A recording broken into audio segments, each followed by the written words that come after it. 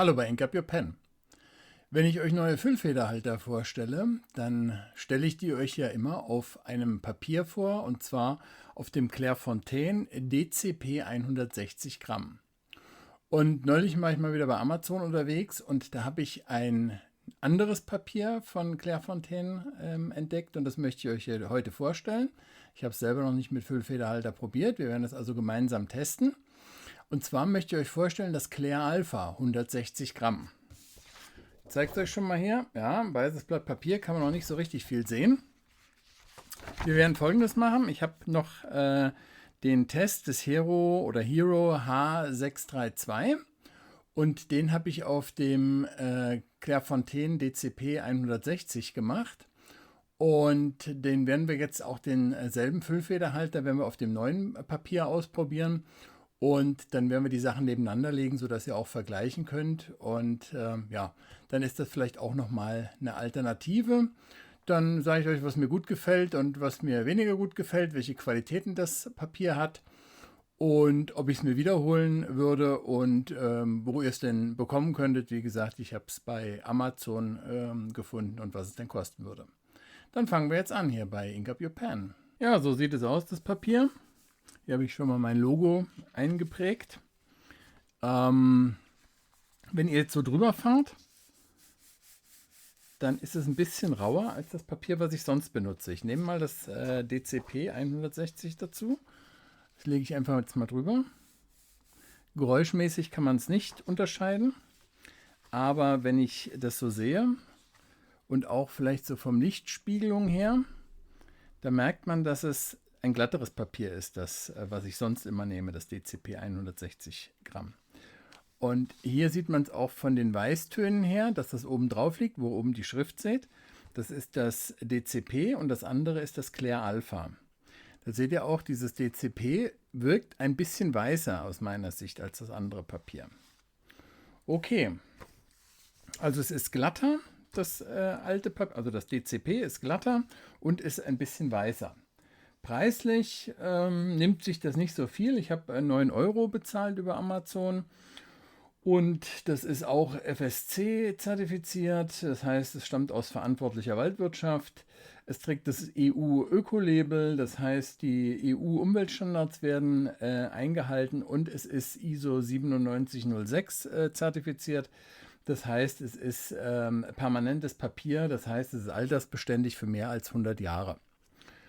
Habe ich natürlich noch nicht ausprobiert, werde ich euch auch nicht mehr berichten können.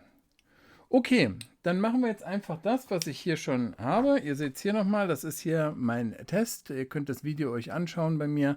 Das Hero H632 Elephant Totem oder Elefantentotem.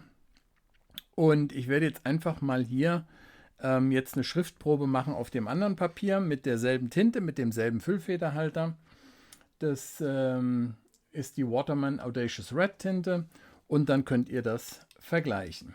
Okay, also dann legen wir jetzt hier los und dann könnt ihr mal hören, wie klingt der Füllfederhalter auf dem Papier und blutet die Tinte aus oder was passiert hier überhaupt. Also, ich schreibe heute hier mit dem Hero H632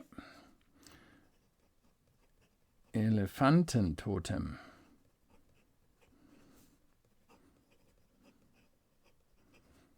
Okay. Die Tinte ist, wie bei dem anderen Test auch, Waterman Audacious Red.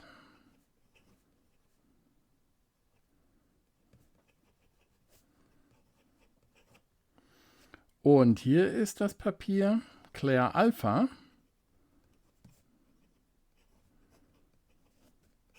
(160 Gramm).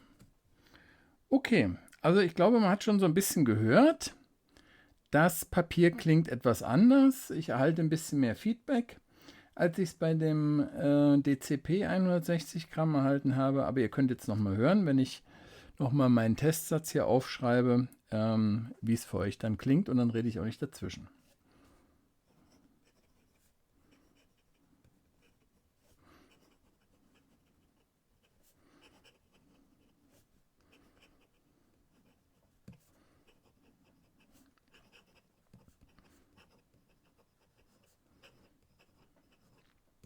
Okay, ich denke mal, das sieht ganz vernünftig aus. Dann gucken wir mal, wie es hier ist, wie das die Farbe aufnimmt. Das ist auch ganz okay.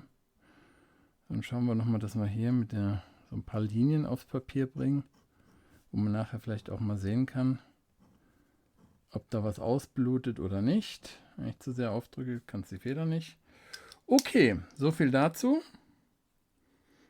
Und dann würde ich vorschlagen, versuchen wir mal hier so ein bisschen zu vergleichen. Ich lege mal hier unten drunter die andere Schrift. Und wenn ich mir das jetzt so genau anschaue, also das Geräusch, sage ich mal, ist auf dem neuen Papier, auf dem Clair Alpha, etwas größer, also das Schreibgeräusch oder das Feedback, wie ihr es auch nennen wollt. Es fühlt sich auch nicht ganz so schön an, muss ich sagen. Aber ich kann jetzt auch nicht sagen, dass ich hier, jetzt werden wir mal sehen, dass wir hier ein bisschen mehr fokussieren. Also das hier ist jetzt die neue Tinte. Ja, das seht ihr so ein ganz leicht, ein bisschen was. Und jetzt hier ist nochmal die alte drunter. Ja, das sieht schon glatter aus. Ihr seht es ja an den Buchstaben, da verläuft weniger. Und da hier oben haben wir jetzt so ein bisschen, also es ist nicht wirklich stark, aber ihr seht hier so ein bisschen blutet es aus, aber es ist wirklich, wirklich minimal. Ich zeige es euch jetzt extra ganz nah, damit ihr das wirklich auch vergleichen könnt. Ja, ich glaube, diese glatte Oberfläche, die macht da schon nochmal einen Qualitätsunterschied. Jetzt nochmal hier. Ihr könnt das nochmal sehen. Das ist also, wie gesagt, aus dem Test des Hero H632. Und ich glaube, da wird es nochmal deutlich. Das sieht noch ordentlicher aus, sage ich mal, als auf dem Papier. Aber ich sag mal so, wenn ich es jetzt hier hinlege und hier wieder den Fokus richtig einstelle, auf die Entfernung ist es kein wesentlicher Unterschied zwischen dem Clair Alpha 160 und dem Clairefontaine DCP 160. Wenn ich euch aber eine Empfehlung geben müsste, muss ich hier eindeutig sagen, ja, das Papier oder das Clairefontaine DCP 160 ist für mich das geeignetere. Bei dem anderen ist die Oberfläche rauer.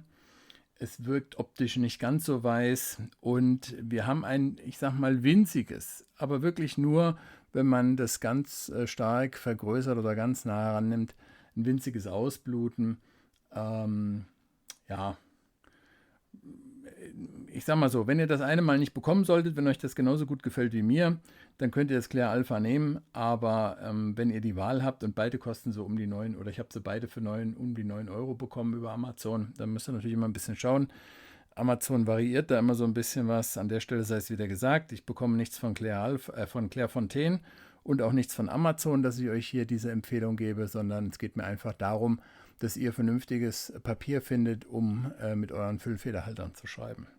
Ja, also meine Sache ist da eindeutig. Ich würde auf jeden Fall zu dem Clairefontaine DCP 160 tendieren und das Clair Alpha als Alternative sehen, wenn das DCP einmal nicht verfügbar sein sollte. Okay, das Ganze könnt ihr euch natürlich auch nochmal im Internet anschauen unter www.clairefontaine.eu. Da habt ihr die Papiersorten nochmal abgebildet und dann sehen und hören wir uns das nächste Mal bei Ink Up Your Pen.